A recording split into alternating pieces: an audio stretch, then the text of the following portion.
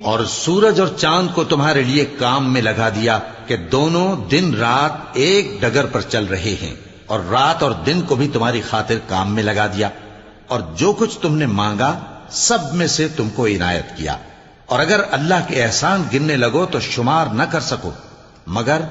لوگ نعمتوں کا شکر نہیں کرتے۔ کچھ شک نہیں کہ انسان بڑا بے انصاف ہے، ناشکرا ہے۔ اور جب ابراہیم نے دعا کی کہ اے میرے پروردگار، اس شہر کو لوگوں کے لیے امن کی جگہ بنا دے،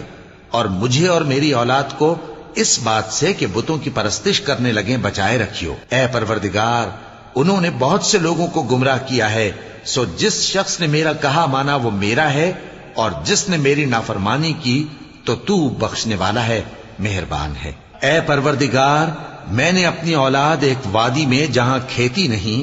تیرے عزت و ادب والے گھر کے پاس لا بسائی ہے۔ اے پروردگار، تاکہ یہ نماز